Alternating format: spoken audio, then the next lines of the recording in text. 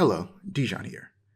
In the video game portion of episode 133 of the Mustardcast, we go over what games we've been playing lately, discuss the trailer for O.D Knock, and the main visual reveal for Physint, discuss the Gamepass price hike, Saudi Arabia buying EA, Saros and Wolverine at the PlayStation State of Play, and give our early reviews of Ghost of Yotei and Hades 2. Please enjoy. Alright, so moving on to video games. Aiara, what have you been playing lately? Let's see. One thing that we will talk about later, of course. I've been playing a lot of, like I said, The Binding of Isaac. That game is still, like a tumultuous, toxic relationship. I just keep coming back. Also a lot of Minecraft with some friends of mine. We started a server based on our current D&D campaign, and we're kind of playing like Minecraft in character in air quotes, or at least as in character as we can stand to be. It's been going mostly out of character as of right now, but it's been fun. It's been fun.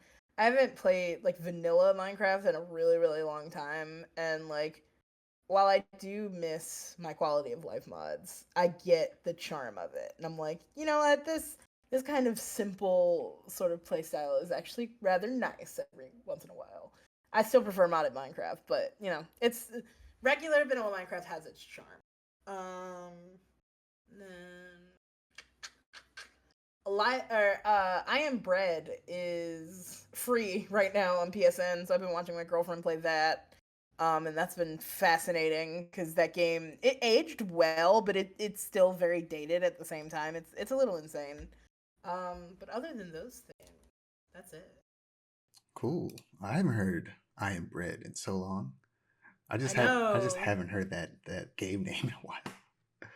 Uh, but for me, I played a demo for Crisol Theater of Idols. Um, Ooh. it's one of those games that was announced when what's that horror movie studio that I'm forgetting the name of right now. Blumhouse? Blumhouse, yeah. When they had announced that they were like going to start producing games, this is one of the games that they announced, and a demo was released. And Theater of Idols is a first-person horror action game set in Hispania, a twisted version of Spain, where you play as Gabriel, a soldier who uses blood as both weapon and lifeline. You explore the cursed island of Tormentosa, um, uncover dark secrets, and battle horrifying enemies. It was fun. It was good. I liked it. Ooh. There's a there's some. It reminds me of another game that was announced recently. I can't remember the name of it, but it's that like French Revolution first-person Souls-like game that we talked about Oh, a couple weeks ago. yeah. Where this also feels like a Souls-like, but it's definitely meant to be more survival horror. Like I Mm. don't think there's like a bonfire type saving system like that other game has, but the combat feels very much kind of like first-person Souls-like in a lot of ways, and you have like vials that you use to heal yourself, and you can only hold a certain amount, and your weapons are charged by your health. So you charge them with Mm. blood. So you drain your health bar to reload your guns. And we talked about it when we watched the trailer a while back, how all the reloads were gnarly because he had to like poke his hand and like stab his hand with the weapons and stuff. Right. Like there was a rifle where like the bolt action rifles, you have to pull back the catch. Mm. And he had to stab his hand into it and then pull his hand back. In the trailer, Ooh. that gun wasn't in the demo, but that's the like an example of how they reload using blood. There was the basic pistol that I assume is the first weapon you get, and then there was a shotgun, and there was this horrifying, like unkillable, what do you call it, pursuer enemy that was like Mm. this giant like Spanish doll soldier that was creepy. It looked like something out of Lies of P. It looked like one of those like Ooh. giant What was? police officer. Because Lies of P is in France, a Mm. version of France too, right? Well, Um, this is Spain, but that is like Italy. Italy. Okay. Um, Italy. Yeah, because Pinocchio. yeah, that makes sense. It's just like it reminded me of Lies of P. The enemy Yeah, design. it sounded like Lies. It's like if Lies of P, like the gameplay, to me, it sounds like the gameplay and like kind of physical, like art style aesthetic as like Lies of P, but then like the lore and like backstory aesthetic of like what is it? What's that game called? Blasphemous, Mm. which I really enjoy. That sounds really neat. Yeah, it's fun. I'm excited for full release. It was really good. Um, I decided to start playing the Doom Eternal DLC, Ancient Gods, after Ooh. finishing Dark Ages, and luckily it was on sale. Because I wanted to remind myself why I liked Eternal more than Dark Ages, and it's definitely much more of a breeze to play. The openness of Dark Ages made it a hassle, whereas Eternal is easy to pick up and put down and pick up again, which I will be doing, seeing as Hades 2 and Ghost of Yotei are out and taking up my time. Um, Right. and, like I said before, you're also encouraged to use more of your arsenal in Eternal, but not forced. Unlike Dark Ages, where you can easily get by using the same couple weapons, the enemies have weak points that utilize certain weapons and their abilities, and I like that. And also, the I prefer the resource management of Eternal, where every ability can replenish another. Glory kills give you health. The flamethrower causes enemies to drop armor, and the chainsaw replenishes your ammo. So it's like Eternal. Just give me something like this again. Mm. Um, Dark Ages for me, good game, but it's missing a lot of the sauce that the last two games had. Makes sense. We are moving on to trailers and news. First, we have Kojima production celebrating 10 years. And at that celebration, they revealed some new things about their next projects, O.D and Physint. So O.D, for those that don't know, is a survival horror game that Kojima is making. And it was revealed at the Game Awards, and at that reveal, it was announced that Jordan Peele was a part of the project in some form or fashion. And it's essentially a spiritual successor to PT, the playable teaser, as it's called, that was meant to be a teaser for a Silent Hill game before Kojima got pushed out of Konami. Um, Hmm. and it has a star-studded cast, like a lot of recent Kojima games have had since Metal Gear Solid 5, which replaced the old Snake actor with Kiefer Sutherland, which a lot of people weren't happy with, including the actor, who only recently finally played 5 and was like, okay, it's a good game, but I'm still mad that I wasn't in it, which is understandable. Makes Um, sense. Yeah. but the trailer itself features of OD features Sophia Lillis, um, which I forgot to look up what she's been in. Like I've seen her and stuff before. I just can't remember off the top. Sophia Lillis. She's in It. I thought so. Oh, okay, okay, Yeah, okay. she's the redhead in It. I thought that was her, but I wasn't sure. The most recent It movies, of course. Um, she was seemingly the main playable character in this teaser we got, this teaser trailer. But Hunter Schafer and Udo Kier are also in the game. And apparently OD will be in an anthology of games. And the first one, the one that we just got a teaser for, will be called Knock, O.D Knock. So I'm curious what OD stands for and what other games in this franchise will look like. I am uncertain of whether or not the thing Jordan Peele is working on is a film or a game. I've Mm-hmm. heard both, but I think it might be more film related with what Jordan Peele is working on in relation to OD. Gotcha. That makes sense. But It would be cool if he was working on the actual game itself. yeah. Did you manage to check out the teaser? I did, and I thought it was fairly interesting. Read your point of like what OD stands for. My first thought, knowing like Kojima and his theming, it was overdose, but I feel like that's too obvious. So I'm like, I don't know, but I do really really like the aesthetics of this like this teaser we got, and I think the only thing for me is like, especially with given what happened with like PT and stuff, I'm just like, I hope this doesn't become like super sensationalized and then nothing comes of it. Like it's like a middling game. You know what I'm saying? Yeah, well, I think the idea is that this will be exactly like PT. It's not going to be a big, huge game. It's going to be a small experience, and they're going to make multiple of it over the years. Right, right, right. Um, I mean, like when it comes to public perception, though. hmm. Mm-hmm. And I think there was something else I wanted to mention. I can't remember. Oh no. I don't know, but he mentioned that like each of the projects will focus on like a specific kind of almost innocuous thing that elicits fear, and this one is knock and knocking and the sound of Mm-hmm. knocking. So that's Mm-hmm. interesting, and I'm curious to see what other How about yeah, yeah? how they use that moving forward, and what other phrases and ideas that they pull from. There's a lot of potential. Yeah, but we also got a main visual for the next generation espionage action game, Physint. As you can imagine, the game I'm most excited for from Kojima. The visual features a man in a cloak holding a machine gun with his face cast in shadow. And a lot of people are saying that the actor looks like the main actor from Fantastic Beasts and Where to Find Them. Fascinating. What's his name? Eddie Redmayne. Um, Hmm.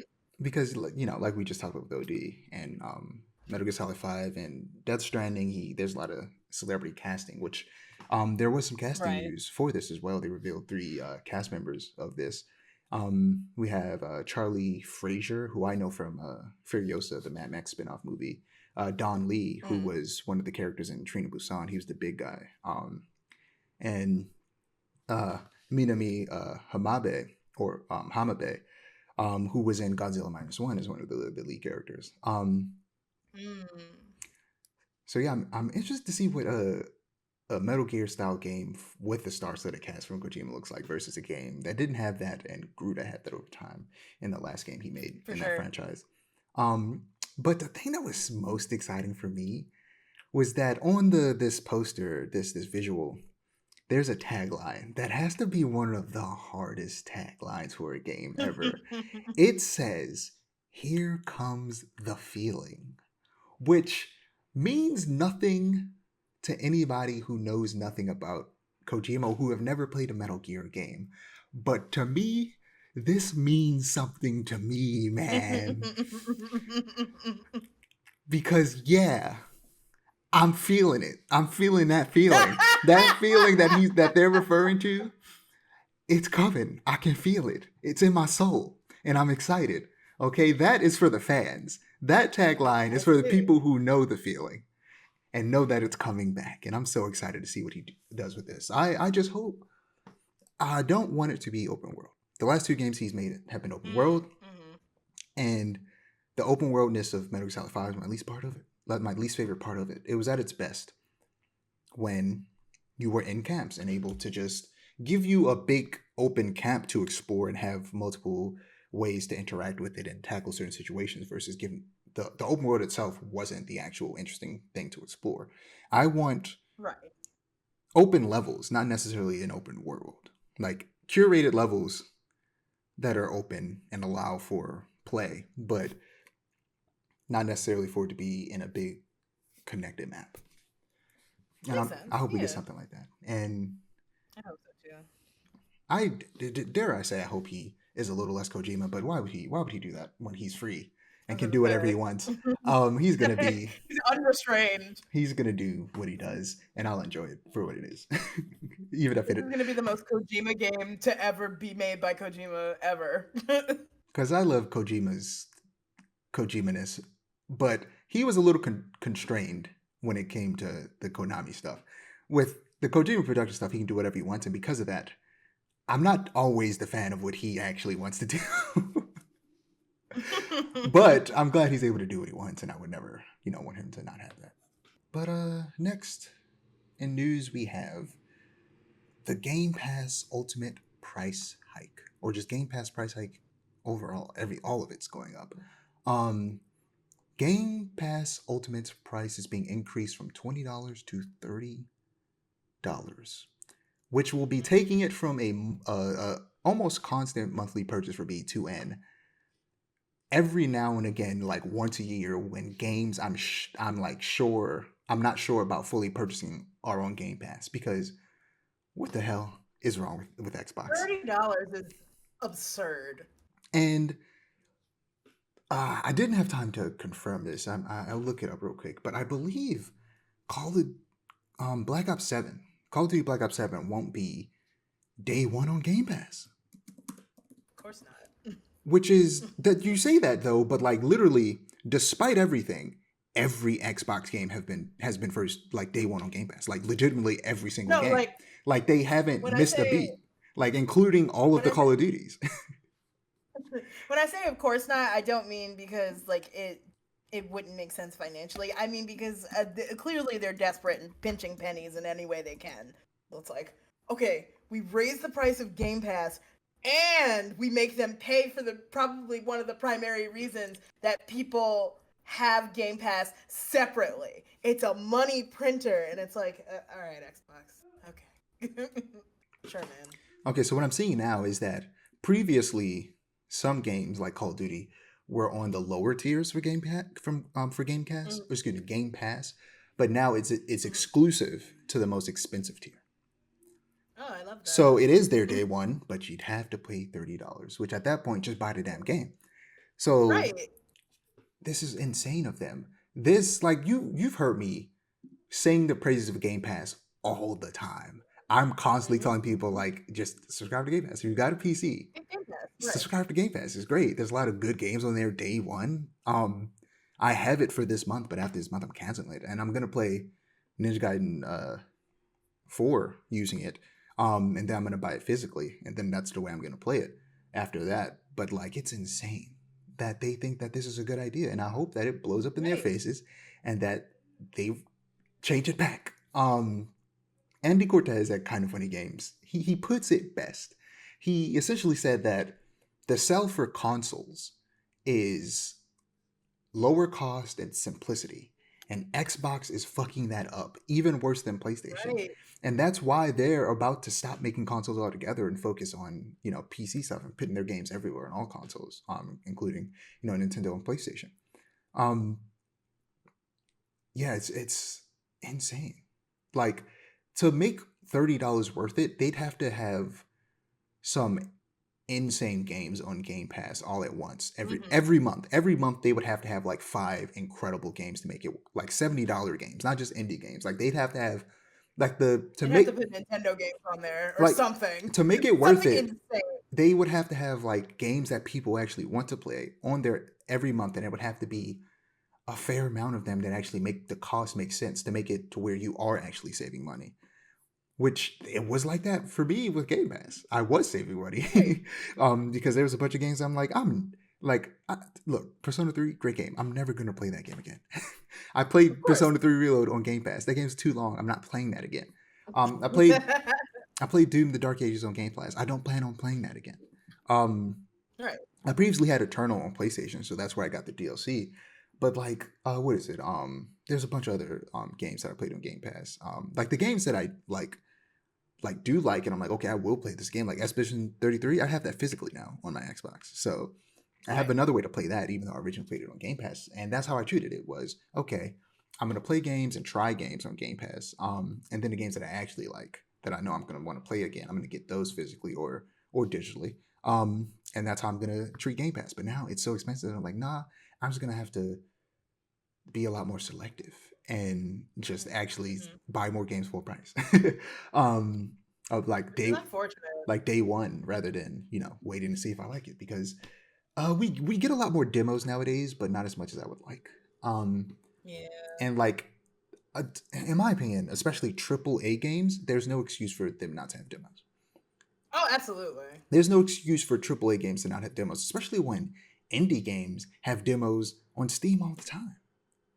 Right. You're telling me the studio with millions of dollars put into this game, can't give us a like not even like a 30-minute demo? Like, come on now, got it.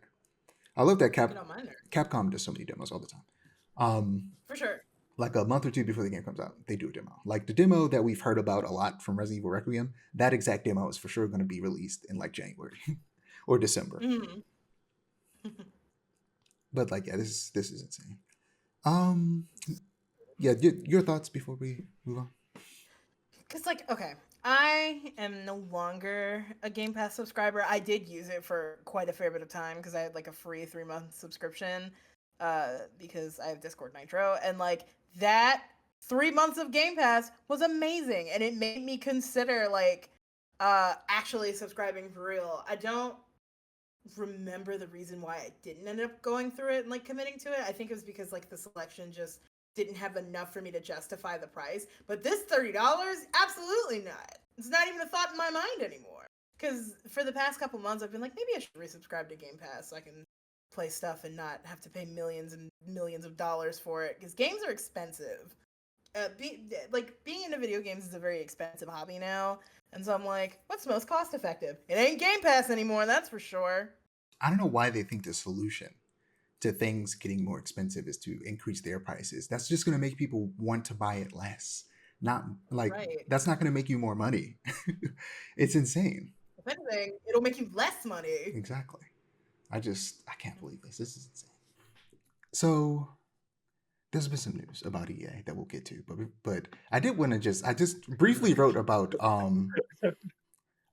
just I've been I pick it up, I just sit down and I just skate around every now and again because it's fun. This like the Yeah. core gameplay is good. It's fun. It's just fun to skate around and skate as it should be. It's a good time. I like it. Um, and Yeah. I can only speak from the outside looking in, but real life skating is about persistence, and skate captures that perfectly. Just doing the same thing over and over again, until you land it. It's real fun. It's good, Right. and I hope it gets better. But boy, am I afraid for the future of skate after recent news of EA selling to Saudi Arabia, which has been a trend Yeah. lately. This is coming from Eddie Makuch at GameSpot. Um, the rumors were true. Electronic Arts has announced that it sold itself in a $55 billion deal. EA I sold can't even itself fathom that. Exactly. EA sold itself to an investor consortium made up of Saudi Arabia's Public Investment Fund, Jared Kushner's affinity partners, and the private equity firm Silver Lake. EA said that the all cash deal positions EA to accelerate innovation and growth to build the future of entertainment.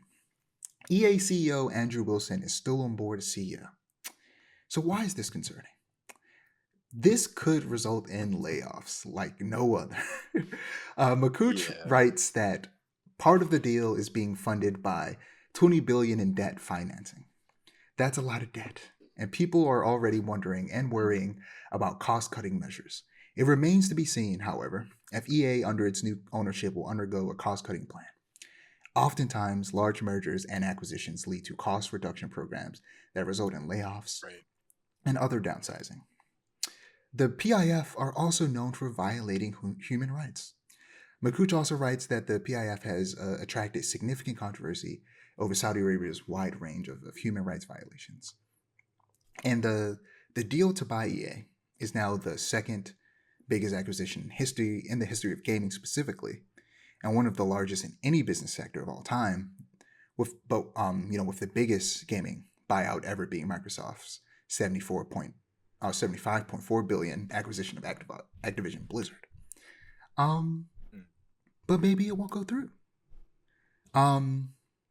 So Makuch also writes, to be sure, what was announced today, September 29th, was the deal itself. The actual transaction is not finalized and is subject to government scrutiny. That being said, EA said it expects the deal to close in Q1 FY27. One last thing before you speak, though. EA's new owners are potentially planning an AI pivot to significantly cut operating costs, according to the Financial Times. Brother, this is insane. Oper- Cut operating costs. That's a very interesting way of saying let go employees. Exactly. Get rid of the human workers, replace them with robots. This is insane. Wow. This is It wild. is. And I forget We where are. where else I heard it, but I've heard of several big businesses selling to Saudi Arabia. What the hell is going on over there? I do not know. I think, and like, I still want to get initiated with all of the details, but this is also coinciding with all of those stand-up comedians that were going over to Saudi Arabia to Yeah. perform. Yeah, like, feel like they're definitely trying to do a rebrand and like change the way that they're perceived to the public, and it's definitely just there's something insidious there for sure. But yes, it's very weird. It's very weird. These are a lot of crazy moves to do simultaneously. But yeah, that's just immediate what I have to say without Yeah, like really looking into it for sure. deeper. Like Yeah, the biggest weird. the biggest fate here is Sorry. that the layoffs and a bunch of projects just being thrown into the ether. The best Yeah, thing that could happen is maybe IPs being sold to people who actually do things with them. yeah, Like sell the Dead Space rights to someone who will actually make a Dead Space 2 remake. mm, But yeah. I don't even.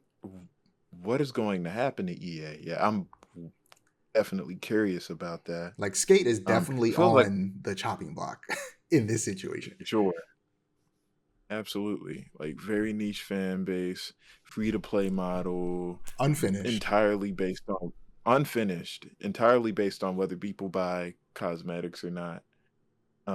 mixed Yeah, reviews. yeah. Oof. Four, I wasn't expecting the 4 from IGN. Yeah, Skate is definitely on a chopping block for sure. Hopefully, somehow in some way, it could become open source, or like maybe they could do some. They could actually make a Zen mode for people to play it by themselves. Sell it to But 2K. yeah, right. Um, like it. You said like 2K. Yeah, sell it to like 2K or Ubisoft. If Ubisoft doesn't get sold to the United Arab Emirates. Right. No. Like exactly. Um.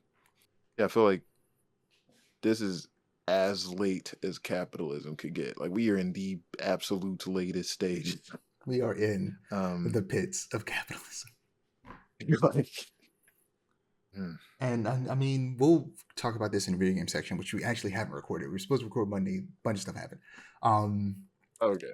I'm gonna record it tomorrow with A, and Uh, Xbox Game Pass price just went up from $20 to $30. I am I heard about unsubscribing. that. It is insane. Yeah, We are in the that pits is of nuts. capitalism, but I'll go deeper into that later this episode. Next, we have the PlayStation State of Play from a few weeks ago, um, around the end of September. We had a State of Play, and I had to do some cuts. So we're just gonna be talking about the big things that I cared about the most and I thought would interest you. Um, so first we have Saros. Yes. So this is coming from the PlayStation blog. The events of Saros take place on Carcosa, a shapeshifting hostile alien planet, one that changes on every death and offers a variety of environments and enemies for you to encounter. In this gameplay first look, we see our protagonist, Arjun Devraj, performed by Rahul Kohli, exploring the planet as a total eclipse nears. Along the way, he finds Nitya Chandra, performed by, I'm going to try to pronounce these names, Shinori Ramanthan, one of our ensemble cast, and a key character. The stunning environment Arjun explores is that of the lost ancient civilization fueled by the twisted enlightenment of the eclipse. This is just one of the biomes our amazing team on Saros are creating. I guess I didn't write up like kind of what Saros is about, but Saros is from the same the devs that made Returnal, Mm. which Returnal is an interesting game where I feel like Mm-hmm. it was like I think it was like one of the first game released on PS5. Like it might have been day one, Mm-hmm. and it's by was Housemarque is the studio, and it is a lot of people describe it as essentially kind of like what they want from like a third person shooter Metroid. Um, Mm-hmm. and it is a what do you call it, roguelike, third person shooter, Yeah. bullet hell, um, and it looks cool. I just never got around to playing it, but this one I'll definitely end up checking out. It is on PlayStation Network or um, what do they call it? I forget. PlayStation changed the name of it, and I can never remember it anymore. But yeah, it's on PSN. It's on there somewhere. um, Gotcha. so it's available to play on there. But this one, I'm not gonna. I'd like to be honest. I don't really care that much to go back and play Returnal, but I do want to check out this new one. This you're into, right? Yeah. But they showed some real and unedited action gameplay. And I'll just skim over some of the details I pulled from the blog. In this video, Arjun is using the Soltari phosphor shotgun to defend himself and mount the hostile machines housed in the lost ancient city. In the extended gameplay, you can expect, or as you can see in the extended gameplay, you can expect spectacular bullet patterns from enemies and brutal weapons to use, which fuel the sci-fi power of fantasy. Arjun has a unique ability called Soltari Shield, activated by holding R1, where you can run into hostile projectiles, absorbing their energy to defend yourself.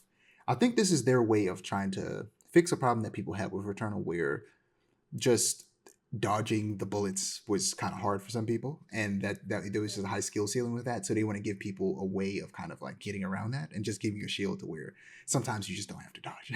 You just cut on the shield and you run through it, and I think that'll make it a little easier for people. Something interesting that a little more accessible. Yeah, something interesting that Returnal did that this game is doing is that they use the PlayStation 5's adaptive triggers to control which like firing style. Like each weapon has like 2 abilities, and to trigger this one of the abilities, you have to half pull the trigger instead of fully pulling it. And with the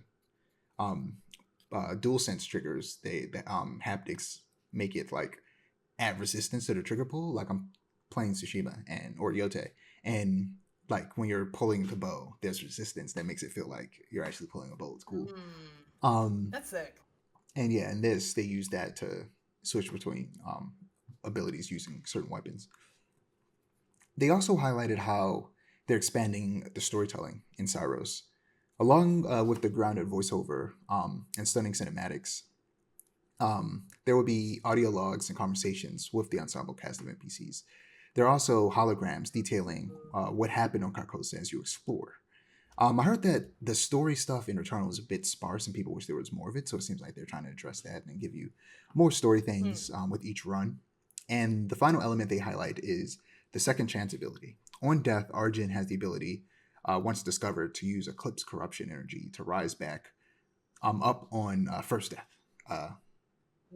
Yeah, so it's weird. I'm surprised that wasn't in Returnal. I feel like most roguelikes tend to eventually give you the ability to where you get your death defiances, like in Hades, right. Where you can get back up once or twice, or sometimes more during a run. But yeah, this release is March 20th next year. Dodging GTA by a couple months. So yeah, I'm interested in this. Did anything about this? I am too. Yeah. The thing that really caught my eye immediately was the UI. I really like how subtle it is. Like it doesn't get in the way, because that's a problem I have with a lot of hack and slash games, is that sometimes like in trying to make the UI look nice, it becomes very intrusive. And so I'm like, I don't know, or not hack and slash, but like roguelikes in general, and just some games, it's like in trying to again like make that the UI becomes very, very intrusive, and it's like now I don't even want to look at it because you guys made everything hard to see and trying to make everything pretty. And this game like really dodges that really well while still having a UI that's very interesting to look at. And it reminds me, it's very Nier-esque, like the aesthetics and kind of like almost the gunplay even a little bit, but mostly the UI is what attracted me. And again, roguelike elements. I'm a sucker for a roguelike. Yeah. So next we have Zero Parades for Dead Spies. Developed by Zaun, the developers of Disco Elysium, Zero Parades for Dead Spies is a story-rich espionage RPG. You're a brilliant but tormented operant on a desperate assignment. Pick up the pieces of your broken network, untangle a bloody web of intrigue, and prove yourself on the big stage, or blow it all up again. According to the Steam page, the key features are dramatic encounters, pause time and tactical view, and pull on your skills to improvise the impossible, evade threats, turn the tables on your adversaries, or leap into the unknown. The dice may betray you, but the failure always leaves scars. Uh, Exert. Burn through your fatigue, anxiety, and delirium to force the dice in your favor. Exertion gives you an edge when you need it most. Conditioning. Apply operant training to turn moments of thought into quiet shifts in behavior, identity, and fate. Become an anti-icon. Play as Herschel. Brilliant, relentless, magnetic, and cursed, a former top operant whose touch turns everything to ash. She is as dangerous to her enemies as she is to her friends. Espionage reinvented. Descend into a world of bootleg mind erasure, failed space programs, and state-sponsored pop stars. This is espionage stripped of glamour. No parades, no happy endings. At least probably not for you. Falling forward. In the life of an operant, failure is inevitable. Here it's another way forward. Every misstep opens doors that success would run swift by. Yeah, this game just... So as I'm like was reading through the Steam page and like watching the trailers and then like reading up on this, I was like, I guess I didn't really realize what Disco Elysium was. Like the type of game that Disco Elysium was is a CRPG. I didn't really know what a CRPG was. And from my understanding, it's basically like as close as you can get to simulating tabletop RPGs in a computer. Hence the C. Oh yeah, exactly. And CRPG. Fallout started like that. Yeah, and yeah, the original Fallout was like that for sure. And Baldur's Gate 3 is so much of that. And I was like, oh, I didn't realize this. I didn't realize that's the game was, because I was reading, it was like dice rolls. The hell do you mean dice rolls? Like when I hear RPG in reference to video games, I don't think about dice rolls. Right. Unless you're talking Baldur's Gate. So yeah, this, I like me some espionage. I like Spies. Disco Elysium is a game that has intrigued me. And I'm interested to check this out. This probably be another game where I start here versus playing Disco Elysium. Right. Because that game, it's RPG. It's long as hell. Who knows if I ever get around to it. Disco Elysium is so fucking long. So freaking long. My bad. I curse all the time. It's so long. I do it sparingly. I do it sparingly, but I be cursing. Yeah, but that game is so long. I love it. I started it a very long time ago, and I'm still playing it.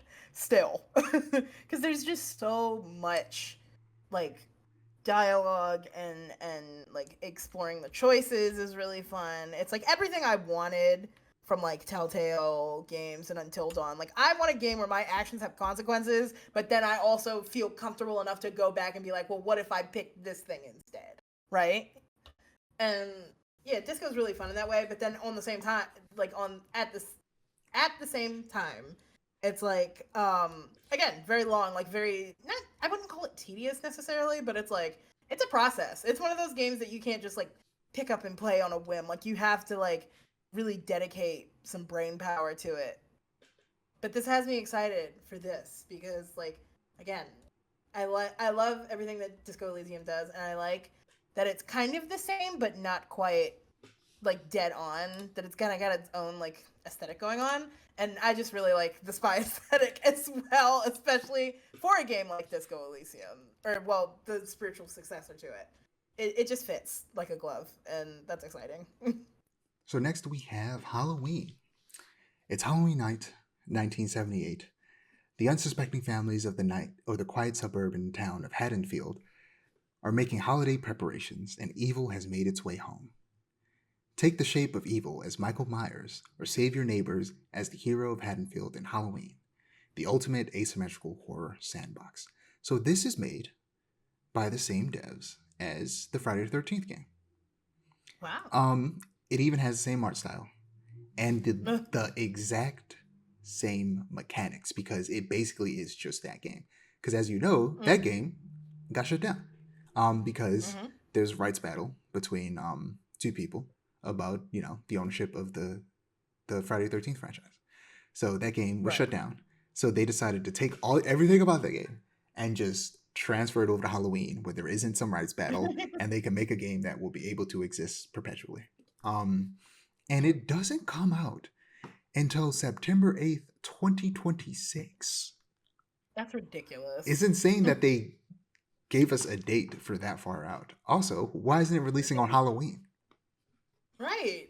Why September 8th? Not even the same month. Like, you could have Insane. gotten away with a cheeky October. But yeah, this is exciting. I didn't play the Friday the 13th game, but I watched plenty of people play it. I'm definitely going to play this. This would be a fun game to play. Definitely looks like a fun route.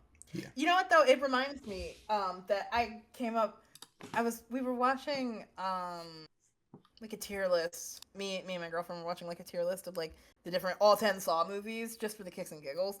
And it had me thinking about like what a good Saw video game could look like. And in my head, it was like this kind of like Mario Maker-esque thing where it's like when you build your traps as Jigsaw, because that would be more fun. It would basically be the Outlast trials. Exactly. And like there's like you play into different archetypes of characters. So it's like if you have like an addict who did like a hit and run, like you would play to those strengths. And then on the like online multiplayer side, it's like when you make your traps, you make a character and you pick aspects of like personality or like things that would get them put in a Saw trap, and they match you with traps that would like they put you through a Saw situation in air quotes and match you like with traps that match your personality archetypes, if that makes sense. Yeah. And I was like, that would be really fun if only I had game development experience. That's cool. We talked before about how an asymmetrical The Thing game that takes inspiration from Among Us would be so good. It would be so good having like a couple people or one person start off as a monster, then slowly infect people, and then you do the person hits the button, everybody gets together, and they have to choose who they want to accuse, and then they have to like burn them with a lighter to see if they're actually a monster or not. Like it would be great. It'd be sick. Yeah. Next we have the Pulse Elevate. So PlayStation announced a wireless speaker system that piqued my interest. I like to play horror games with headphones on because it makes it more scary. But for the great many single player experiences that I don't use headphones for, these could be great at helping elevate my experience sonically. And hopefully they're reasonably priced, which I doubt. But I've been wanting to get some type of sound system to help elevate that. That'd be cool. But last in the PlayStation State of Play, we have Wolverine. We finally got a trailer for Wolverine, and it looks glorious. For some reason, a lot of people were afraid that it wouldn't be rated M, but I never thought otherwise. Because why make a Wolverine game if you're not going to go all out? They revealed that Wolverine is being played by Liam McIntyre, who I know as Weather Wizard from the Flash CW show. And here's some more info from the PlayStation blog. Independence is often the way of Wolverine. Although keen-eyed fans may have spotted some of the familiar faces he'll encounter on his journey, like the elusive Mystique or the brutish Omega Red, some will fight alongside Logan against all odds, and others will unleash all-out attacks on our hero, such as the Reavers, one of our enemy factions, who will keep our hero's instincts on edge. Speaking of which, our trailer concludes with a prototype of an iconic yet menacing purple robot, the Sentinels, of course. Of course. In this global thriller, Wolverine's search for answers will send him on perilous excursions to exotic locales, including the island nation of Madripoor, the frosted wilderness of Canada, and the narrow city streets of Tokyo. All potential battlegrounds for fierce, bloody, destructive action. Logan is the quintessential reluctant hero. Haunted by the consequences of unleashing the beast within, once the claws come out, Wolverine doesn't hold back. As a living weapon forged against his will, he'll use razor-sharp adamantium to dispatch enemies, and untamed berserker rage to build momentum on the battlefield. He'll leave an impression on his foes with fast, fluid, and rapid attacks and techniques that'll dismember or break anyone who gets in his way. Wolverine might be distant, but he isn't afraid to get up close and personal when it counts. We aim to deliver the ultimate Wolverine fantasy built on Insomniac's staples like fast, fluid, and ferocious combat, exhilarating action-packed set pieces, robust accessibility features, and a gripping story that taps into the core tenets of one of the most compelling comic book characters of all time. We're breaking new ground with Wolverine, yes, but our penchant for telling stories about heroes overcoming colossal odds is as strong as ever. We're eager to explore Logan's story with you and tap into his signature spin on heroism. which is much darker and more brutal than you might expect from Insomniac. And they said they'll be showing more in spring. And I hope that means an extended gameplay sequence, like they do with the Spider-Man games. But as a person who's kind of touchstone to the Marvel Universe is the X-Men, how did you feel about this? Mm-hmm. This game is going to be fantastic. Like, even just from the visuals alone and like how faithful it is to like what in my head, like what I envision in it, like especially Wolverine to look like, while like it strikes that balance between like the weird kind of like realism thing that a lot of like modern superhero properties, movies, games, etc. like try to do, while also sticking true to the source material. Like, it's just cartoony enough that I really, really enjoy it. Also, the way they made Logan look in this game is chef's kiss. He's beautiful. And it's like he's very clearly like kind of based off Hugh Jackman, but it's also kind of clear that he's his own kind of, kind of Wolverine in this game. And I really like that they're setting that up, that like, yes, you know the Hugh Jackman Wolverine. Yes, take everything you know about that, throw it out. This is the new guy. And I love that. I love that they're not riding on the coattails of what people expect Wolverine to be based on the X-Men movies. That's not to say Hugh Jackman doesn't do a great job. X-Men Days of Future Past is one of my favorite comic book movies ever. But I'm just really glad the game is going in a different direction, because that means it'll be able to stand on its own legs. Hopefully, fingers crossed, if Insomniac does their job, which I think they will. Yeah, I briefly talked about it with Christian, and we had so much more to say, but it was late at night, and we just needed to stop recording. So we had to stop talking about it. But we touched on like what they could do, where they could go, like what characters could show up. I'm not going to spoil anything, because trust me, I'm sitting on the biggest spoiler of all time that came from the leaks a while back. And I won't tell you. I don't want to ruin that for you. But I will talk about one thing that was leaked that isn't a spoiler for the game, and it's the fact that this could lead to Insomniac making a full-on X-Men game, and not just a sequel to the Wolverine game. So yeah, this could lead to some good things. We see Mystique, we see Omega Red. I'm curious what other X-Men we'll see in this, and like what other villains we'll see. We see Omega Red, like I said. Are we going to see Silver Samurai? Like, are we going to see Sabretooth? I actually saw some other leaks that might have revealed some of the other characters now that I'm thinking about it. But I'm curious who else we're going to see. There were those Insomniac leaks were crazy. And at one point I was just like, fuck it, and just like looked at all of them. And including some gameplay, and like one big spoiler that I'm like, oh, I wish I didn't see this one specifically. Yeah. But yeah, this looks awesome. And it seems like it's gonna be similar to something like Uncharted, where it's more linear. In like Uncharted 4 and the last was part 2, and Uncharted Lost Legacy, there was like open-ish areas, but it was still they were still very linear games. I imagine this game is probably gonna have something like that, where they give you an area that's more open and you can explore more of it, but ultimately it still will be a linear game. And that'll be cool. Because unlike Spider-Man, who just swings all over the place, Wolverine, he has his motorcycle, he jumps around, but not his traversal isn't expansive enough to warrant giving him a full-on open world game. So it makes sense to go more linear, and we even see some very Uncharted style set pieces with like the convoy that he jumps onto. And yeah, this does look cool. I want to see more combat, especially, and see what that looks like. Me too. And I don't know why I was surprised to see him in full costume. Like, for some reason, I didn't expect to see that in this trailer. I thought it was just gonna be him and his little cowboy hat and his flannel, maybe in a tank. Maybe he's wearing a tank top. But we saw him in his full costume. And that's cool. And just the Spider-Man games have tons of costumes that are like very faithful adaptations of costumes from the comics.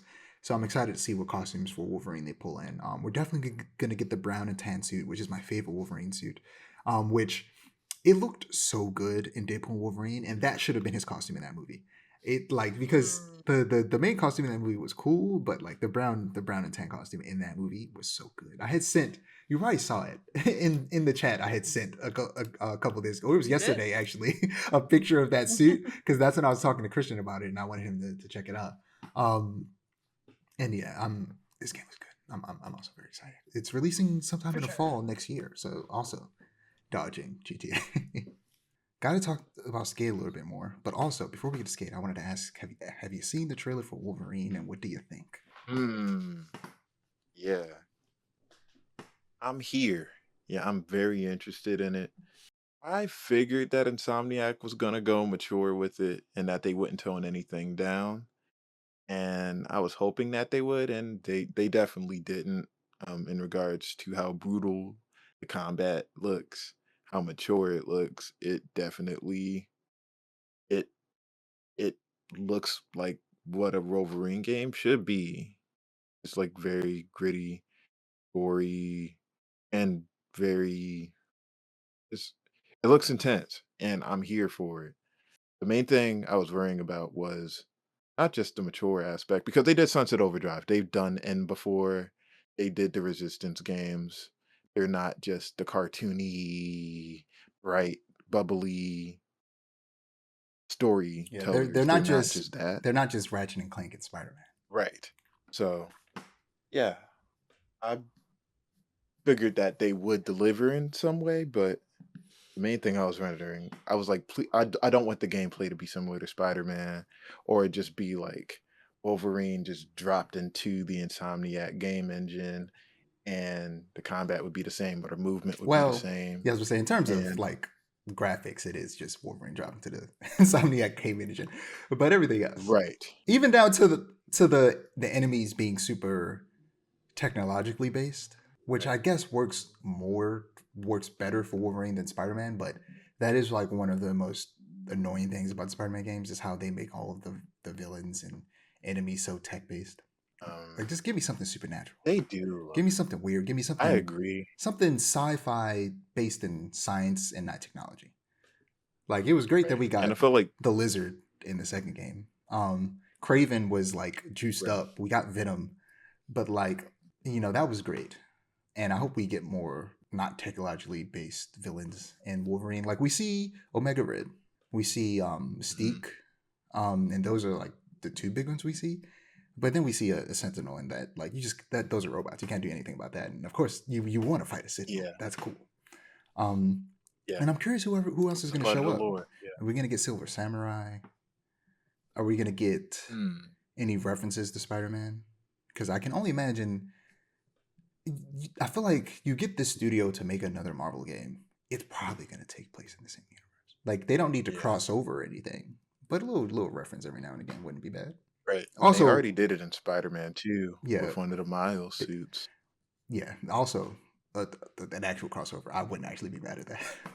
Like if this leads Yeah, I would to, be interested. if this actually leads to like a Wolverine and Spider Man game, I would not be mad. Same. That would be very cool. Um, Um, there were, in those like Insomniac leaks that happened a while back, there was a lot of like stuff about potential X-Men and a potential X-Men game after this. hmm, So I want to say depending on how this does, like it's not a guaranteed slam dunk, which I feel like it is. Nothing's guaranteed, but oh like the yeah, chances are high of this doing pretty it's well. gonna sell. Um, Yeah. as long as it circumnavigates. Well, it's going to circumnavigate GTA because it comes out in the fall. GTA comes out um early summer, and not even summer. I think it's like late winter. But either way, it comes out months and months and months after GTA. Mhm. So it's gonna avoid that landmine and probably be able to do pretty well in the fall. And yeah, we're probably gonna get an X-Men game out of that, which it's about goddamn time. The only thing narratively with this game, and other folks have touched on it in regards to critiques with the Spider-Man games. Spider-Man 1 story was solid. I love this the With story of the first Spider-Man game. 2 though, yeah, the first game, just a great piece of Spider-Man media. Um, Spider-Man 2, sometimes it feels like the characters just don't have any bite. Yeah, they fumbled. They fumbled Um, the bag on that and one. But also, yeah, it's and it's just also the fault of just the baby boyification of Peter Parker, where he's just not allowed to be mm, angry anymore.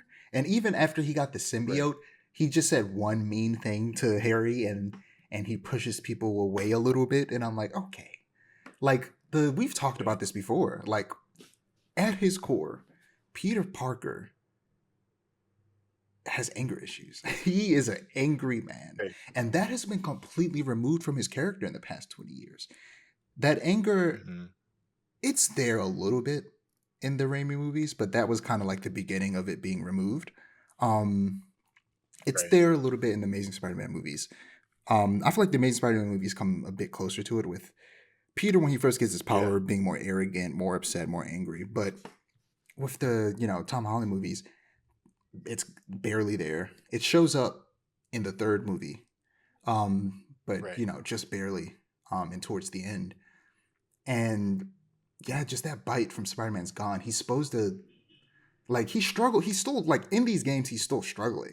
But that struggle and the weight of being Spider-Man is supposed to pile up in a way that makes him kind of prone to outburst and kind of an angry person. So when he gets the symbiote, all of that is just exasperated. But he's such just a sweet little baby boy in this that isn't allowed to be properly angry, that it just makes for an unsatisfying symbiote arc.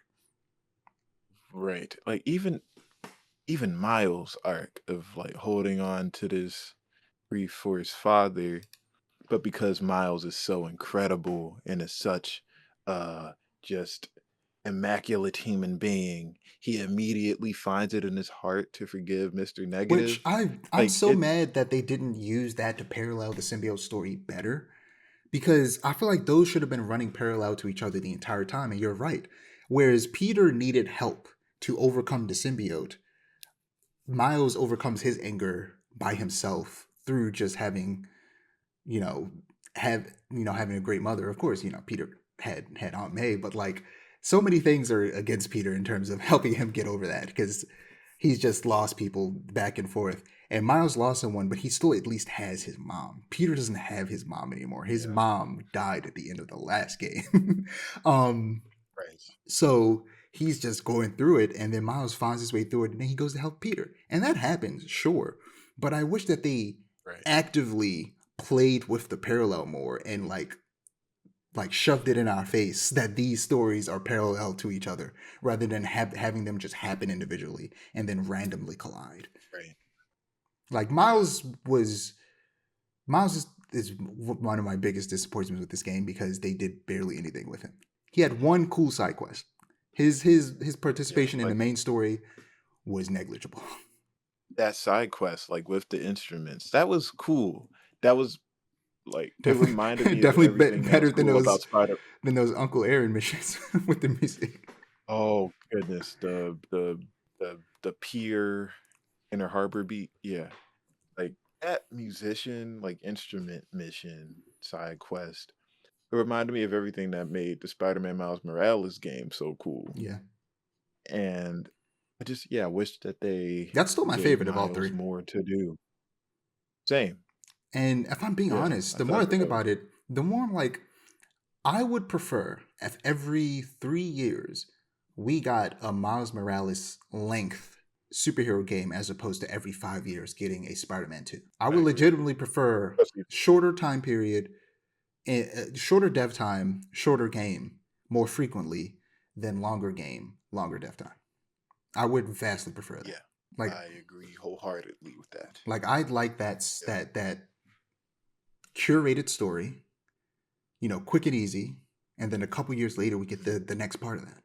And I'm Yeah, especially if after a 5-year development cycle, you get a product that's somewhat rushed. and it just, I ah, think that man, would be cool. so much of, and it's crazy because, like, in comparison to the first game, the second game just is missing so much content. It's just, it's crazy how much less content there is. But yeah, getting into last few things before we wrap things up. Some game reviews, starting with Ghost of Yotei. It's out. I played it midnight the day it came out, and I played it more yesterday. I played it midnight yesterday, and then I played it later that day yesterday after work. And yeah, it's good. And I know you especially. You want to play it, but you can't because you don't got a PS5 yet. But god damn it, I do. it's it's so good. It's so Every good time so I see far. gameplay, I'm like, What's crazy about this game so far? You start and you go through this very brief like opening like tutorial section where you fight a bunch of people, Then I think you get a flashback, and then you're just out in the open world. And like, I'm trying to remember what the opening of Tsushima was like, and I feel like it was a lot more guided and linear. Yeah. In Yotei, you are just told to go out and do whatever the fuck immediately. They don't waste time. Like 30 minutes into the game, you're just in the open world and you can do whatever. You don't have to follow the beaten path. Go. You can go and do whatever side quest, and you can go and hunt down whichever one of the Yotei 6 that you want, which are the like main villains of the game. And it's awesome. Christian's playing it. He has PS5. And he played it at midnight as well. So next episode, I'll bring Christian on to talk about it. I'll talk about that with him, so we'll get a good discussion about Ghost Yotei. But I'm still early in. So there's not too much to say. So, last I left off, I had unlocked the dual katanas. I had went to the master that teaches you that and learned the dual katanas, and that was fun. Also, I've experienced how the like switching between Atsu and young Atsu thing that we talked about. They were like, how's that gonna work? Like, what is that? You do it on like the homestead, like at her old home that got like burned down where her family got murdered. And she's seeking revenge. That's the whole story against the Yotei 6. They came and killed her parents. To give a little bit more context without spoiling things, of course, because I have of course a lot more context now actually playing the game. But specifically the Yotei 6 and their lord, who's can't remember his name at the moment, the leader of the Yotei 6, he essentially wants to make Ezo its own like state, and he wants to separate it from the rest of Japan, because Ezo is a big island at the very top of Japan. It's the northernmost island, and I believe modern day Ezo is Hokodai. And got you. He is trying to take over the island, and that's the story. And you're seeking revenge against him while he's also doing that. And I can only imagine there's going to be a story of her realizing revenge is bad and helping the people take him down. I'm assuming that. I don't know. But you know how these stories go. Right. So yeah, that's the main story. And early on, you're not forced to go after a specific one. At the Yotei 6, you kind of just get an option, so you can just go and do whatever you want, and it's cool. The combat's fun. Rather than having different stances, you have different weapons. I only have 2 weapons now. I know I didn't do this in the original game, but for some reason I just had the urge. I was like, I want to switch the controls. I want to switch the attack buttons from the face buttons to the triggers. I've been soiled by Elden Ring. Okay, I've been tainted because I'm playing it and I'm like, this don't feel right, and I switched it, and I was like, why does this feel right? This shouldn't feel right, but it does. Yeah, I'm playing. I'm heavy attack, light attack, R1, R2, like it's a goddamn Souls game, because I've been tainted. But switching between weapons is a bit weird, because if you have it in normal, you have to hold the right trigger and then press one of the face buttons to choose between the 4 weapons. If you switch it, you have to hold triangle and then choose one of the bumpers and triggers, and that's a little awkward. So I have to get used to that.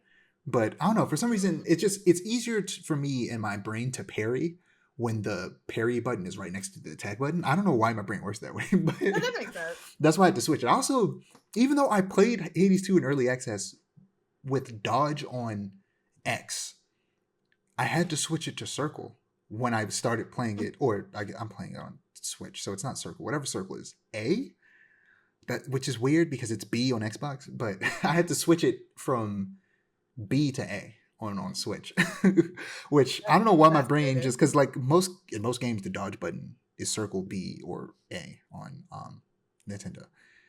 So my brain was just like, I had to change it. That's the dodge button.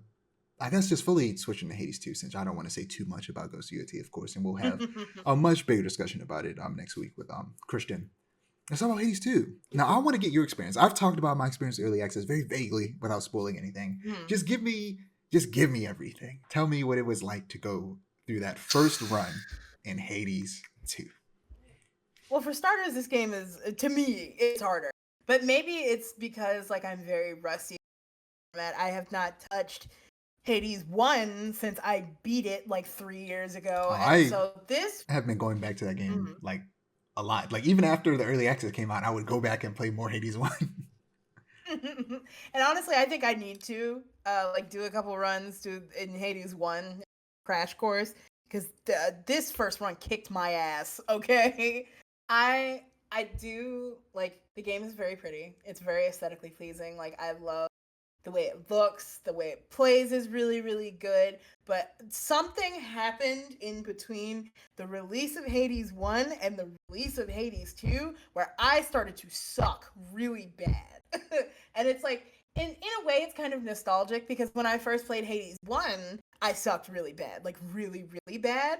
And it's like, oh, that reminds me of when, playing Hades 1 for the first time. And like, that's a lot of my experience with this game. It's like, that reminds me of Hades 1, but different or better. And I am very much excited to play more of it. Now that I'm a little freer with the weekend and whatnot. I bought it on Switch. Because, I wanted to be able to take it on the go. But the controller controls are also a big why it's kicking my behind. So I'm gonna probably get for my computer within the next couple days because I really did try. Yeah, I'm now curious if I don't think it does. If it has like mouse controls on Switch too, because I'm like, I think It about it. probably does. I wouldn't That be would be cool. surprised. I haven't tried it. I have to see. But yeah, I'm playing it on Switch too. And the transfer was surprisingly easy from the save data from my PC to my Switch. That's It was good. very simple because I wanted to stay up till midnight to read it. I mean, watch it. I'm saying read it because I told that story about reading what you call it at the middle of the night, and I wanted to take the edge off with Hades too, but it didn't come out at midnight. It came out in the afternoon that day.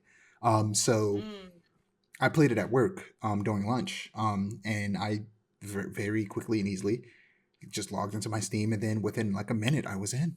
Um, and my save data was there. It was downloaded, and I hopped in, and it was great. It was very quick and easy. Good. And it's Do you know if it goes both ways? Like if you can transfer from Switch to PC or I'm not sure. I mean, you didn't really. I mean, you were only at the beginning, so I mean, you could I was just gonna say. So just if start at the I was beginning. gonna say if I have to start over, I'm not so torn up about it. But it would be nice. It Yeah. would be nice if it was cross compatible. But how do you like the new mechanics of the cast and you only have one weapon so far, the witch staff, but like how do you like some I of the newer was mechanics? Like you don't just dash, you can also sprint. I really like the sprint. I really like the sprint a lot. It kind of like that was a frustration I had with the that like you only had the dash, and it's like, what if I want to move fast but not in and so that's been a good thing. I've never really been a cast user. In Hades 1, I beat the entire game with using it maybe like twice total.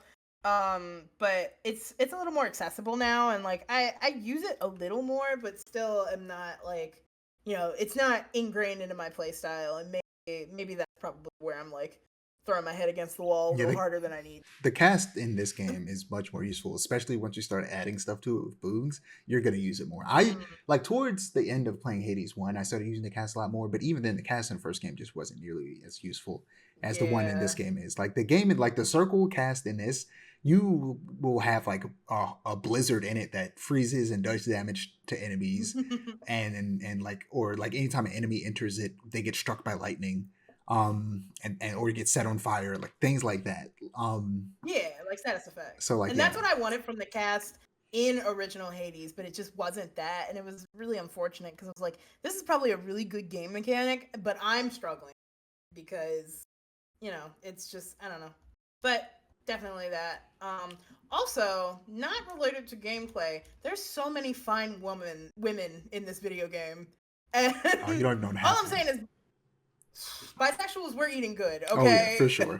Let me tell you We're something. eating good. Well, actually, I don't want to spoil it, but this character that shows up in the second area that like didn't have art for a long time and didn't get art until the very last update before the 1.0 release, and I was like, oh my god, they didn't have to make him so fine. Why did they do this? I was upset about it. Um, but yeah, all the characters look good. Everybody looks good. For sure. Listen. It's hard to pick a favorite because like every type of woman that I like is in this video game. I have to go Hecate though. Like I'm a sucker for big buff ladies. I fear. And I don't know. I'm excited to see the rest of the character designs also, because that was the thing that I really didn't want to get spoiled on. Like, gameplay, whatever. I could have gone either way with, like, seeing it or not seeing it. I want to see all the character designs fresh. I've only seen, like, maybe 2 that I haven't seen in-game so far. And so I'm like, I'm ready. I'm ready for the rest. Yeah. The first boon you get is from Apollo. He's finally in the game. Mm-hmm. He wasn't in the first game. Yay! Now we got Apollo. He was the only. Well, he wasn't the only one. There's some other new gods that are in this that I don't know if you got him yet. But Apollo at the very least was the first one you get because that's scripted. And right. Yeah, it's cool that he's in it. He's black. Yeah. Yes. And yeah, he looks cool. His design is great, and his boons are godlike. No pun intended. His boons are really good. He has one. With his cast specifically, that once it disappears, it does damage, and just like a ray of light shines down and destroys everything. That's fire. It's real good. He also has one that makes it bigger. Like before, like for the amount of time that it lasts, it slowly just gets bigger. I think it says like plus 60%, so it becomes 60% bigger. And basically can do whatever effects you have on it. It will do in that area, but it gets bigger before it disappears. It's great. But my first run, playing it again for the first time. Well, I don't think it was my first run. I think it was just one of the mini runs. But I had one run that was so good. Where I always get my ass kicked by the third boss, basically. But I finally beat them. And then after I beat them, I beat the last boss first try. And I was so happy. That's crazy. I'm not gonna say anything, but this boss was very surprising. I was like, oh my god, I can't believe what is happening. It was really cool. And yeah, I did it in like 29 minutes, and then I did another run that was like 30 minutes where I beat Chronos very fast, and I was like, did they make the game easier? They didn't, because then I went and lost again, and I was like, never mind. But also, this game's equivalent of the Pact of Punishment. You get, I don't even know if you get it early because I played in early access. Maybe it's not early. Maybe it's like middle of the game and I just don't know. But you essentially can make every boss harder for yourself. You have to upgrade it. And I have it on level 2. So the first 2 bosses are harder. And Hecate essentially is holding back. She says that at some point. So when you upgrade it, she's no longer holding back. And it's tough. Yeah, I'm not excited to have it fully leveled up and have to fight a souped up Chronos. That does not sound like a good time. No, yeah, that's real. I had to turn it off for the last 2 runs I just talked about because I was just like, I just need to get to the end. I'm fighting for my life. I need to progress the story, but I've cut it back on because it's fun again. Because then we're starting to get easy again. I was like, nah, I need challenge. I need challenge. But yeah, it's good. It's real good. Also, I assume after you died, you did explore the area, and looked around and stuff. So did you see the cards? I did see the cards. The cards. They got tarot cards in here. Yes. And I'm fingers crossed that we get a physical release of those. Oh, I didn't even think of that. That would be cool. That would be sick. I didn't even take that in consideration. That's one of my favorite pieces of like video game merch when there's like a card of some sort. Specifically tarot cards I see a lot. I'm still mad that they released them. Cyberpunk hasn't released the tarot cards from that game because the Cyberpunk tarot cards are cool. I know, they're very cool. And like as a person who like reads tarot, like actually like it's really nice having video game themed decks because you feel like closer to them. I have a Persona 5 deck that I really, really enjoy like every while. So I'm like, we should make some stuff happen. Super Giant, if you released any merch, methinks. Yeah, this game is great. But like, it is. Game of the Year this year is gonna be stacked. A lot of good games. Hades 2 just entered the ring for Game of the Year at the Game Awards later this year. So I want to discuss like who else could be nominated. There are 6 slots for Game of the Year. So we have 5. Right. So it's 5 left excluding Hades 2. Obviously, Clay Obscura is gonna be nominated at Oh, Philly. of course. I think it's gonna win because I feel like a lot of these are known Mm-hmm. quantities, and as good as Hades 2 is, like it's a known quantity. First game was good; it was great. Clay Obscura was a complete surprise. Yeah. It just does so much new stuff, whereas Hades is more of what made the first game great. So I feel like It's like Clair Obscura is one of those like lightning in a bottle games that you only get every once in a while, where it's like good premise, good execution, good game. Yeah. Just from the jump, and like maybe Ghost of Yotei will be nominated. It's getting good reviews. I feel like Yotei It's getting will be like really good nominated. reviews, so I feel like it'll be up there. Probably maybe Death Stranding 2. Yeah, Donkey Kong Bonanza could be up there. for sure. Mario Kart World definitely is not getting nominated. No. Not in a billion years. I'm curious. Honestly, if we're talking like, I feel like Sonic Cross Worlds might have a fighting chance. Maybe. Maybe. I'm curious. This is a really big maybe. Yeah, I'm curious if Blueprints will make it for Game of the Year. It'll definitely be in the indie talk, but I'm curious if it'll make Game of the Year. Hades 2 at the very least is for sure winning, like best indie without a doubt. Hades 2 is winning best indie. I don't know, man. Blueprints. I don't know. That game earlier this year was getting a lot of Blueprints. Could give them a run for their money, but I wouldn't be surprised if Hades won. I don't know. People are talking about Outer Worlds 2 like it's the second coming of Christ. So I'm saying the first Outer Worlds is bad. So like, if Outer Worlds 2 is good, it could be nominated. Right, but I highly doubt it. I really do. I mean, the last game they made was good. What was that game called? Avowed. It wasn't for me because I'm just not into those type of RPGs, but right, that makes sense. It got decent reviews. And people like the first one. And we're really excited for this one. So hopefully it's good. And it'll be out in October, so maybe I'll still have Game Pass in time to check it out. Maybe. But yeah, other than that, like, just good games. Too many good games. Too many good games coming out so close to each other. So soon. Because also Ninja Gaiden 4 comes out at the end of this month. Right. Goddamn Dispatch comes out at the end of this month, a couple days after Ninja Gaiden. Like it's insane. I'm gonna be busy.